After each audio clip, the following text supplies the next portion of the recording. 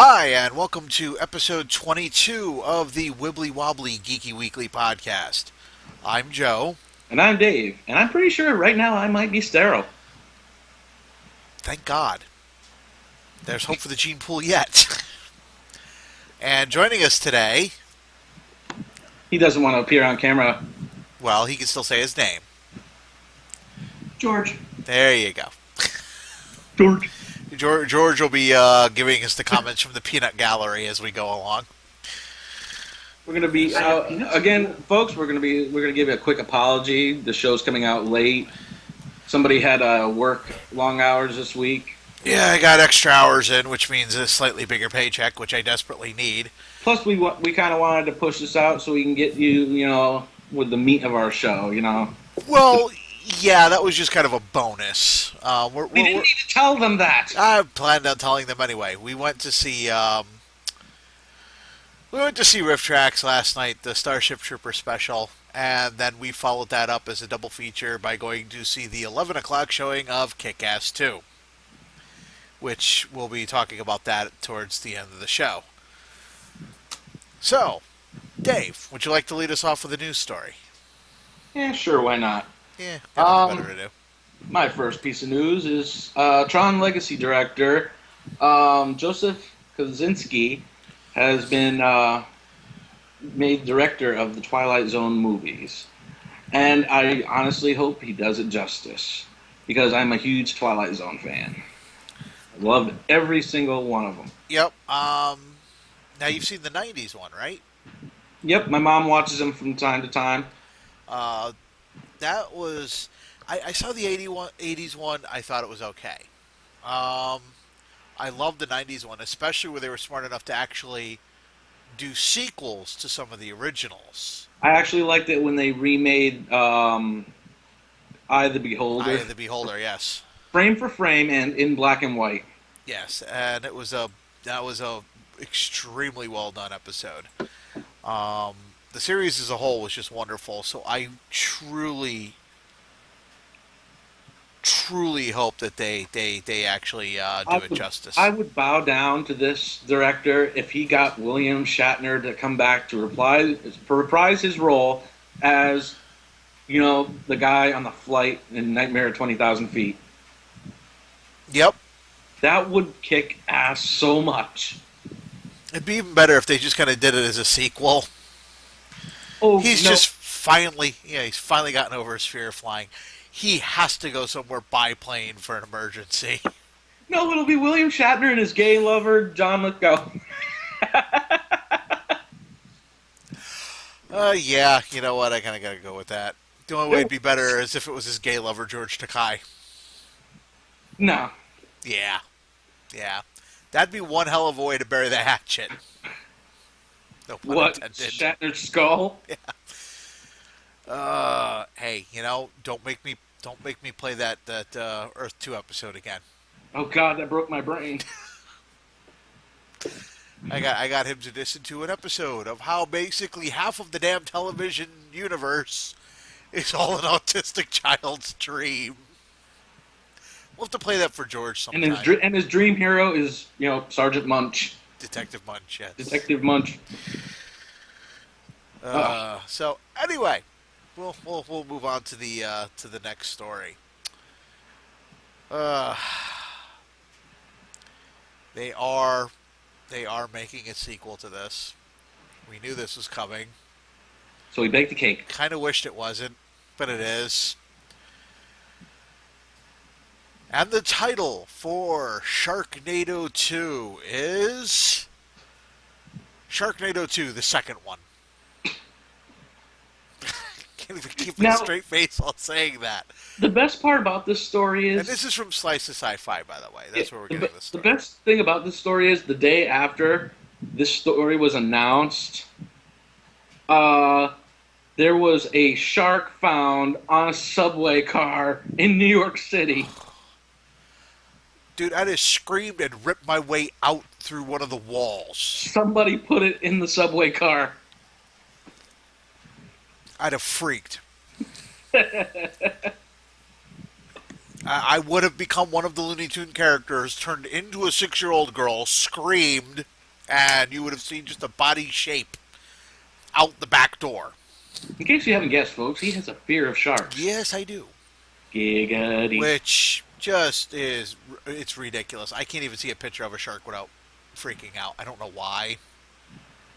Just, I'm gonna go buy a prop just to fuck with you now. I'm gonna go buy out one of them and cheap. if you want that prop shoved all the way up your ass and out your left nostril, that's a brilliant All the idea. way from Brookfield. Oh yeah, I can see that happening. I'm not always in Brookfield, but my favorite part of this story is not the title that it was given, which again is Sharknado 2, the second one. It's in the comment section where people were coming up with better names. Uh, Sam Sloan says, I kind of like Sons of Sharknado, or Sharknado Takes a Bite Out of the Big Apple. Or Miss Summer Brooks says, Sharknado 2, The Next Generation, or Sharknado 2, Revenge of the Sharks. I like Bride of Sharknado. Shark. Another shark. Actually, I think that was the same one. And then the last one says, we're going to need a bigger city. But, yeah, I just wanted to start something out on light, because Dave's kind of got some sad news. Oh, what you segueing my stories now like Yeah, that? yes, That's I cool, man. Yes, I am. You're welcome. Well, a beloved childhood character of mine. I grew up watching this show. I don't know if anybody else did. Captain Kangaroo. The puppeteer and voice of characters such as Mr. Moose, the what do you call it? Bunny Rabbit, Godfather Clock, and the Dancing Bear. His name is Gus Cosmo Algeretti, and he passed away recently. I loved this show growing up. It was stupid, but not to me. Totally, it was like it was fun, stupid. I mean, yeah. just to get bitch slapped by ping pong balls from Mr. Moose was awesome. Oh yeah. I grew up watching Captain Kangaroo. It was that for me was right up there with Mr. Rogers and Sesame Street and all of those. I have a sad confession to make about kids show growing up. Sure. I watched Bozo the Clown. Why is that sad? I watched Bozo the Clown. Some people get disturbed by clowns, like Kevin Smith, for instance. Sorry. No, it's in all seriousness. I watched Bozo. I watched a lot of those shows growing up. But that was I even managed to see a few old Howdy Doody episodes. But you can move on to your next story. I'm actually gonna find my next one because I misplaced the tab. Sure. Because I actually had to report on another death. Oh, really? Okay. I just lost her name though. If you would like to continue. Sure. I'm going to be switching one of my stories around because one I have will be leading into the meat of the show tonight. So, my next story is about something probably everybody has heard about by now, but I have to do it anyway because it's fun to see disasters keep happening to this particular show. Spider-Man Turn Off the Dark performance turned off the dark last night. This is coming from a news source. It's coming from ABC News out of New York. The Broadway musical Spider-Man Turn Off the Dark will be performed as scheduled Friday night, a day after the actor playing the comic book hero was badly injured during the special effects-laden show. The accident occurred at the beginning of the second act. Daniel Curry, a graduate of the LaGuardia School of Performing Arts, the so-called Fame School, and who appeared in an episode of Smash and toured with the Man in the Mirror Michael Jackson tribute tour, is making his Broadway debut in the show. He is one of the several actors who plays the costume Spider-Man during each performance, leaping into the audience and swinging over the orchestra. He also understudied various other roles. And it's not giving me anything at all about what happened to the actor. The actor who was playing Spider-Man last night managed to get his leg caught in a piece of hydraulic equipment and damaged his ankle. He is going to be fine, but sadly there was no falling into orchestra pits or falling onto audience members. Or I so right now wish I could edit in a clip of Sesame Street. Yes, I love that bit. Rover as Spider-Man falling into the crowd. Or he's like, "You did not fly, you were thrown." But yeah, needless to say, more disasters for that show. That show is never going to make its money back. Yeah, it's the most expensive show It's ever just not going to happen. produced, and I accidentally came across Apparently, since the rewrites and since you two got involved and everything, the reviews I've heard are actually fairly good for this show. I've actually heard very few bad things about it. I heard it might get a little slow here and there, but otherwise, most of the songs are catchy and the performances are actually fairly decent. But I haven't seen it, so I can't go one way or the other. I can't stand the way they made Goblin look.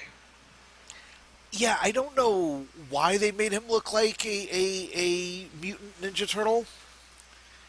But, yeah, I don't know. He just looks horrible. Wow. Do that again. Oh, damn, you're back in sync. No, you said, what? and then your lips followed about 30 seconds later. That was a long 30 seconds, or a short 30 seconds. Short 30 seconds. But anyway, if you've got another story, please continue. Actually, in doing this, I actually came across another story that kind of hurt my feelings. But first one's sad. One of the last three remaining Munchkins from Munchkinland and the original Wizard of Oz, Margaret Pellegrini has died at age 89. She was known as the Flower Pot Munchkin. She was the one with the flower pot on her head in the movie. She was very active in the whole, Wizard of Oz. She went to all these little cons that people had for the movie, every single one. And she really devoted her life to the part. That's horrible. But what's more horrible is what I came across in Entertainment Weekly. CBS developing a Wizard of Oz medical drama. I shit you not. This is an entertainment. Say that again. CBS to develop a Wizard of Oz medical drama. God, why? That was George, people. That was God. CBS is taking a big with a higher than high. Well, you had to be high to come up with this idea. Concept of Wizard of Oz medical drama. Oh my God, this is so horrible. This show will be from the writer Emily Fox, who wrote The Ghost Whisperer.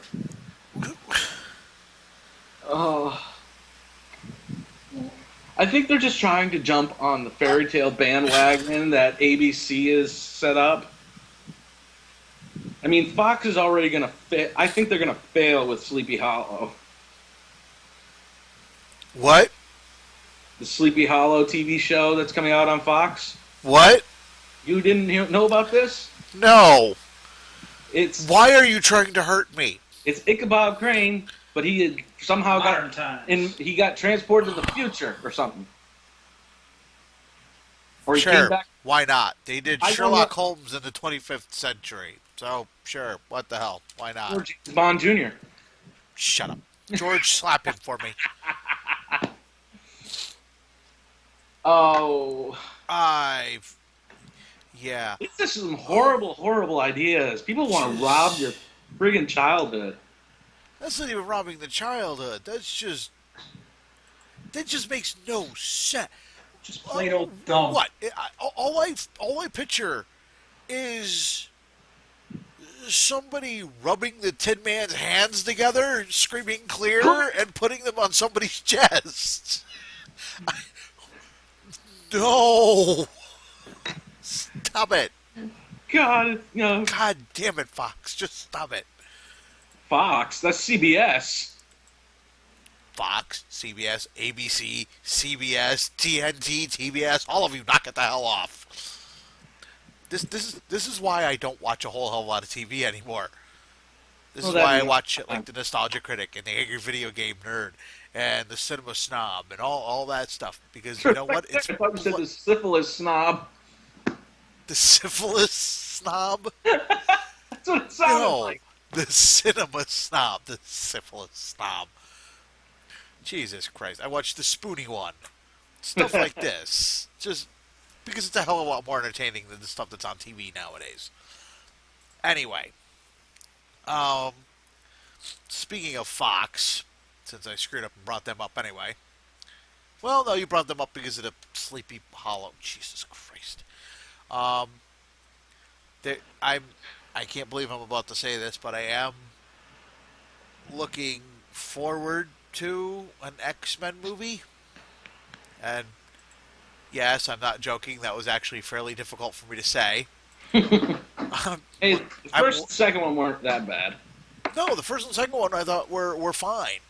It's the third one. And then the Wolverine movies. And First Class. And pretty much everything else that's spun out of X-Men so far that has just sucked ass. I am looking... What? I said, yeah, they sucked ass. That's putting it nicely. Yeah. The reason I'm looking forward to this is because Chris Claremont has been asked to consult on it. Chris Claremont is pretty much the author of that storyline.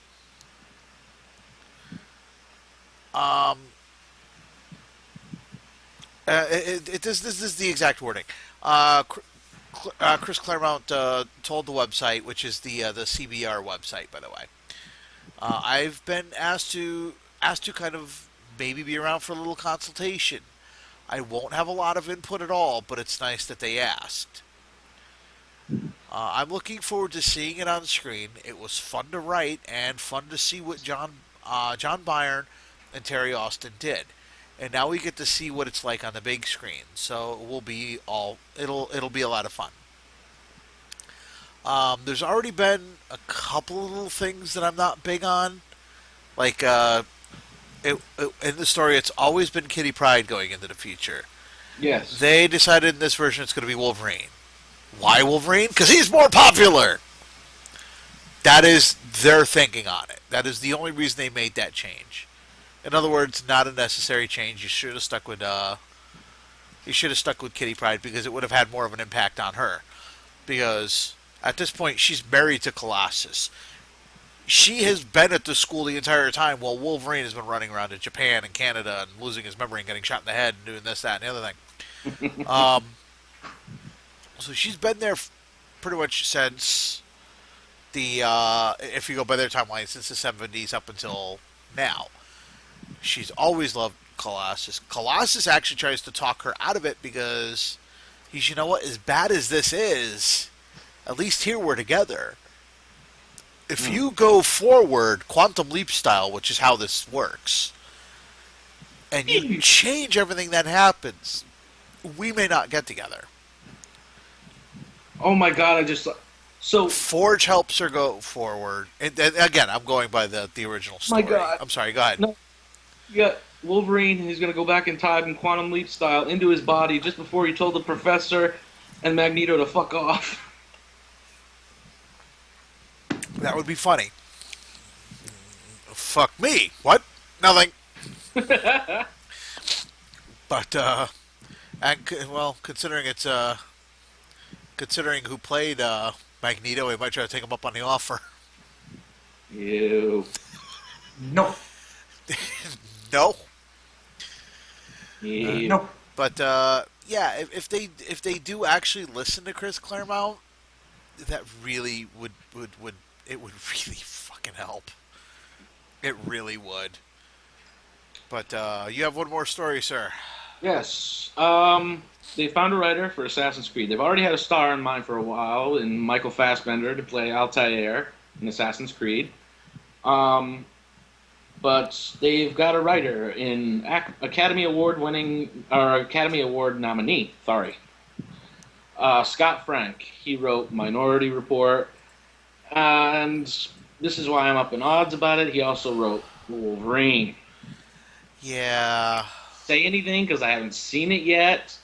I'm not going to. I have no intentions of spoiling that movie for you. It's But bad. if they could make this work, I would love to see the Assassin's Creed story told on screen because they've spanned this thing through a lot of games. This thing has a huge fan base, and not because of the gameplay specific, but the story behind it. They take actual historical events and work the game around them. Yeah.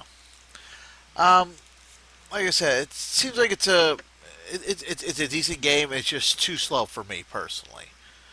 I never cared for it, but what are you gonna do? Who cares? Um, Give us our segue story. you want a segue story? Huh. Yeah, the segue Okay. into our main meat of our podcast tonight. Oh, Come to think of it, this isn't really a podcast right now. It's more of a vlog, isn't it? yeah, it kind of is. It's a little bit of everything. But now the meat of our story is going to be about Kick-Ass 2. But I just quickly wanted to go over the box office numbers for that one movie. As of right now, it has taken in for just the the Thursday screenings rather, not the midnight screenings. It's taken in 1.3 million. They're hoping for at least the 20 million that they got last time. It looks like it's going to get some competition from The Butler though, because you've got the ultra-violent action comedy kind of dark movie with the historical dramas that especially recently have been doing very well. So if the Butler wins, I'm not gonna cry foul. I personally do not want to watch any movie with Oprah Winfrey in it because it comes off as entirely too preachy. Almost everything she's in. She's not playing a big part in it though. Originally, actually, her part was supposed to be a murderer in that movie. Right, and then they gave it to somebody else, which that's fine. Because nobody's gonna buy her as a murderer. That's why. Or somebody. The clips I've seen actually look very well done though. So, but anyway, just wanted to bring that up, and you've got a wow. You need to cut your nostril hair. What? You need to cut your nostril hair. You're right on top of the camera. I can barely see you. You can see me fine. I'm looking at myself in the camera. Just back. What? You want me to sit back? That's better. Jackass. Okay. All I see is this giant head. You are unworthy. Let me back this image up. There we go. There we go. That's better. Now, what? Nothing. Continue. See, George, this is how the show gets put up. I see. He also watches it from time to time. Oh, well, hey, George, do us a We favor. actually have a viewer on the show. Yeah. Hey, George, do us a favor. Leave a fucking comment once in a while, will you? Why would I want to do that? Boost our morale. We have morale. Well, immorality. Now, So as we said at the top of the show, we saw Rift Track Starship Troopers, and it was an awesome, awesome show. We were just as bad as the people, riffing the movie. Oh yes, We came up with a lot of our own but just to fuck with people. and as much fun as that was, we straight after that went out into the lobby and waited about 45 minutes, and then got to catch the 11 o'clock showing of Kick-Ass 2. Meh. Yeah. No, it was actually. We are not going to be giving out spoilers on this one, No, but I will be brutally honest. which we kind of expect. It was a good movie. It had its flaws. It really did. I could very easily recommend the movie. Um, there's one or two things in it that don't make a whole hell of a lot of sense. I'm sure Dave will touch on those. But for the most part, it was. There's one scene in particular that I'm thinking of that almost went a little too dark, and thankfully they managed to turn around and literally pull it out Shut up! and make it an extremely funny scene. I practice safe sex. I pull out. And but yeah, it's not as brutal as the books. The first one wasn't as brutal as the book either. But it's still, you definitely don't want to bring your children to this. Stupid parents, pay attention. It's an R-rated film. It had one of the most original death scenes I have seen in a while. It had a few. It had a couple of those. I said original. Yeah, no, it had a couple of original deaths in this. Although I still like how somebody Sherlock Holmes somebody else. Yeah. You know what I'm talking about. Yes. Anybody who's seen the special effects in Sherlock Holmes will know what I'm talking about when they get towards the end of the movie. But yeah, no, basically for me it's a short review. I enjoyed it. It was a hell of a lot of fun. I'm looking forward to buying it when it comes out. I will be watching it again. Sir. Now, I'm brutally honest with you. Got two reviews here. One is the fan person who's sadistic and loves violence and people inflicting violence. It was really just, the fights were well choreographed. Jim Carrey was wonderful. The camera work was awesome, except for one scene in particular that kind of bugged me, and that's with Hit Girl's first fight scene. The camera was jostling around a lot. Yeah, I was worried they were going to do the shaky cam, and thankfully they didn't. But they made up for it later with, like you said, that Sherlock Holmes scene that you called it. I call it Matrix, photography. Yeah. But they had, decent character development for the main characters. They, for anybody who lost their lives in the movie, you got to know them a little bit. There were consequences in this film. Yes. I have only really two major gripes with this movie. And my first gripe was they built up a lot towards Jim Carrey. All their media went towards promoting Jim Carrey in this movie. And he really didn't get that much screen time. He had about 30 minutes. He had, but not as much as you'd think. He was kind of the catalyst for things that started to happen, though. So almost everything you saw in the trailers, you saw in the movie. Almost. Yeah. My other, the whole story with Hit Girl, to me came off as, a precursor to her next movie coming out, Carrie. And I disagreed with you last night, and I'm disagreeing with you again on that one. That doesn't make any sense. That You're talking about, oh, the girl trying to fit into normal society, blah blah blah. That's been done over and over and over again, not just with Carrie. And get no, This is a the, trope the, that's done in every but story. the timing I'm talking about between because her I think that comes out in September. Yes, but they're done by two completely different companies. Matt Vaughn wasn't worried about Carrie.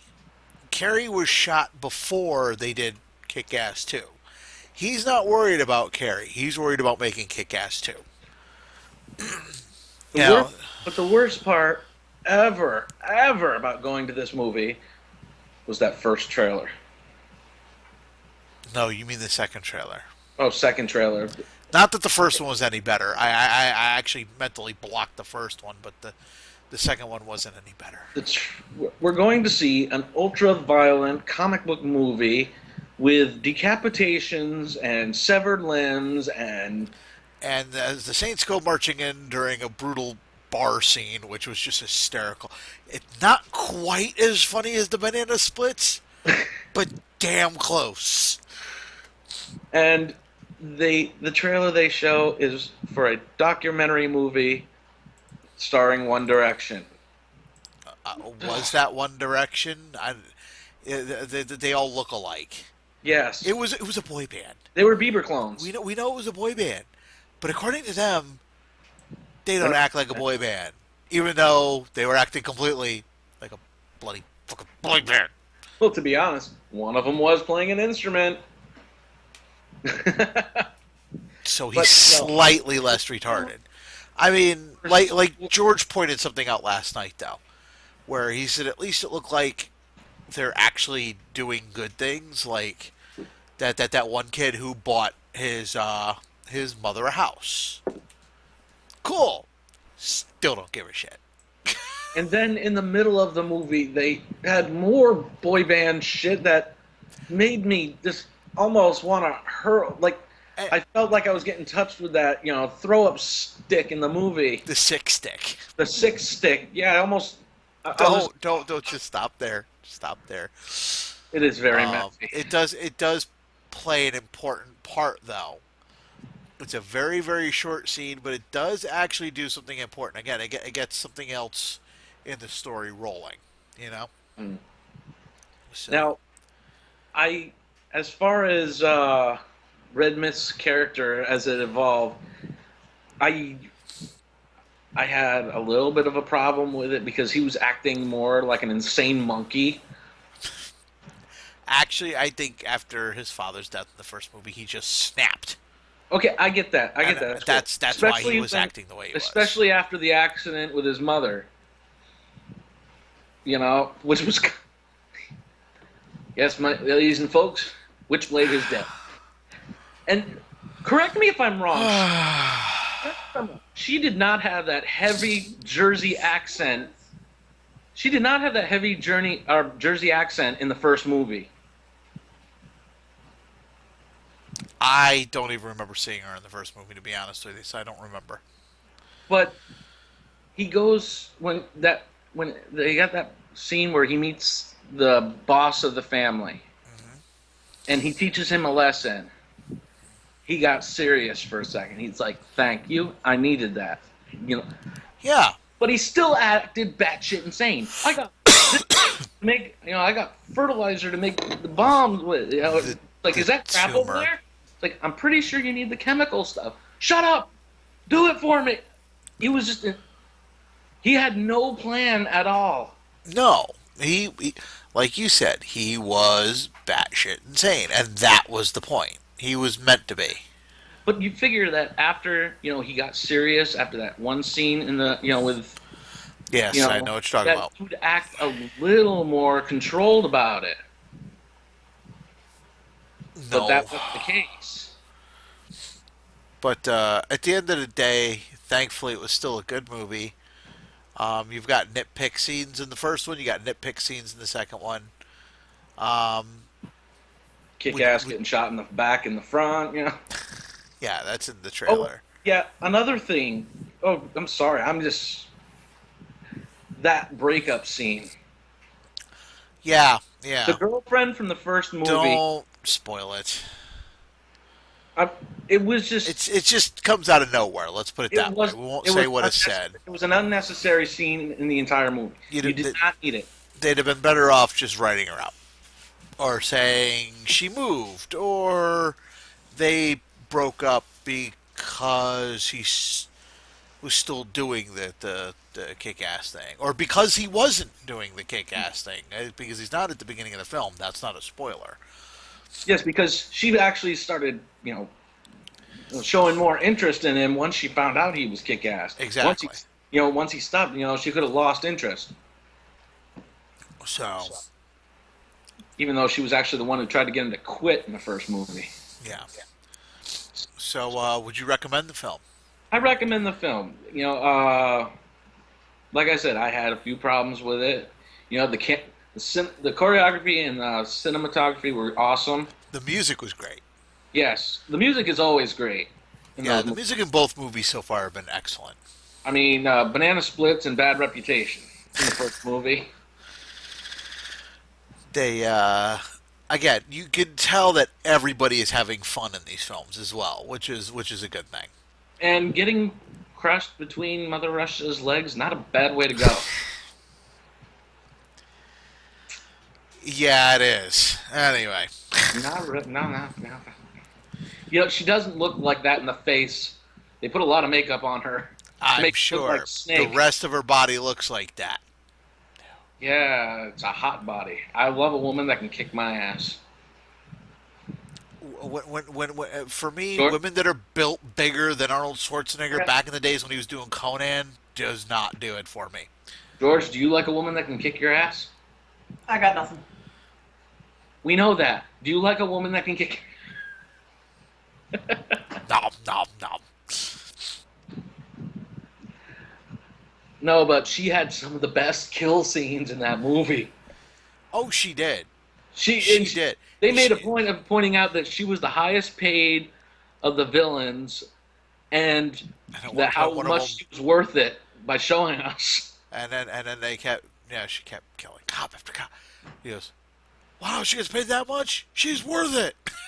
There's you got the cop sitting there screaming, and it's like, "We need backup. We got 8 cops down." And then she goes, "I think you mean 10," and kills 2 more. I'm like, yeah. Well, you had the guy named Tumor. yes. Doesn't do much, but just he was awesome. And the racial stereotypes with the names were fucking. Yeah, we wouldn't You've even go got a into black those guy here. from UFC, while they were promoting UFC. They got Chuck Liddell in the movie. Yep. His supervillain name is Black Death. And he's like, whoa, what? Don't you think that's racist? What? Then he calls the Asian guy, the ex-triad, Genghis Carnage. Yeah, the names are What's great. with the racist names? But the worst thing, horrible in a funny way thing was where the motherfucker got his costume. Just stop right there. Huh? Don't spoil it. Do not spoil it. Leave it alone.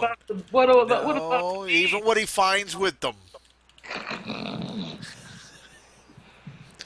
Would have been better if he sniffed them. Yeah. It's gross. But so we're gonna leave it there because we're trying desperately not to spoil anything in the movie. Go see it. It's if you enjoyed the first one, you definitely will enjoy the second one. If you haven't seen the first one, what the hell is wrong with you? Go watch it. It's great. Don't wait 25 years like that asshole we saw going to see Spaceballs for the first time. Oh God, yeah. No.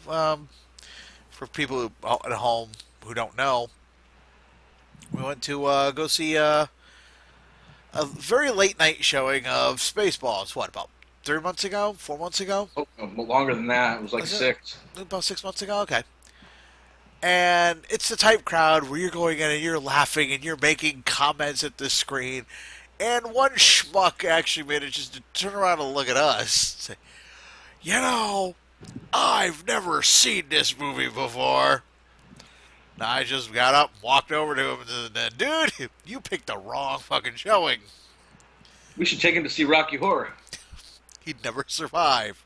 We'd wrap him up in toilet paper and throw toast at his head. That actually sounds kind of fun.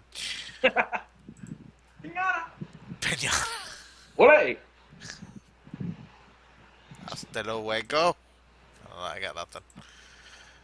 All right. And on that note, I think that'll do it for the review. George, what did you think of the movie? Put in your 2 cents here. Overall, I thought it was pretty good, but I have to agree with most of what you guys said. You know, it had its flaws, but it had its upside too. It's great to have a minion, isn't it? Who follows us our every word. Yes. Oh, and sadly, we won't be able to get out there for it. But starting in 20 minutes in Yonkers, New York, this is on the August 16th, 2013. Tonight in Yonkers, Alex Winter, live for Bill and Ted Excellent Adventure at the Alamo Drafthouse Cinema. Whoa. I am sad now. I would have gone to that if I'd known. Don't he was forget there. next month, or October's next Rift Tracks. October they will be doing Night of the Living Dead, the original. Yes. And which means since that's a shorter movie, we should be getting a short along with this one.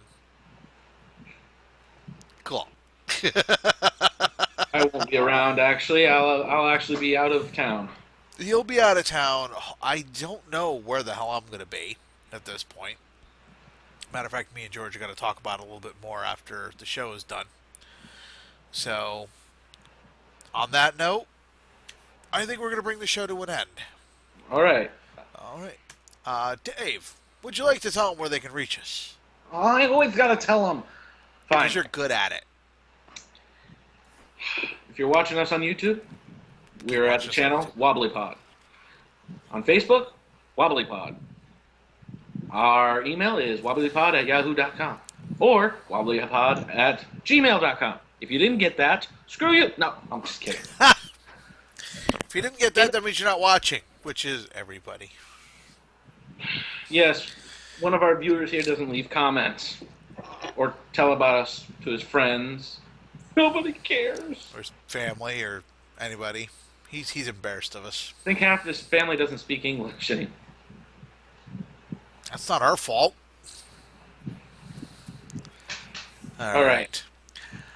All right, and that's it for this episode. My name is Joe. And I'm Dave, and I advise you not to drink Flea Dip. Oh, God. Say goodnight, George. Good night, George. Good night, everybody, and we'll see you next week.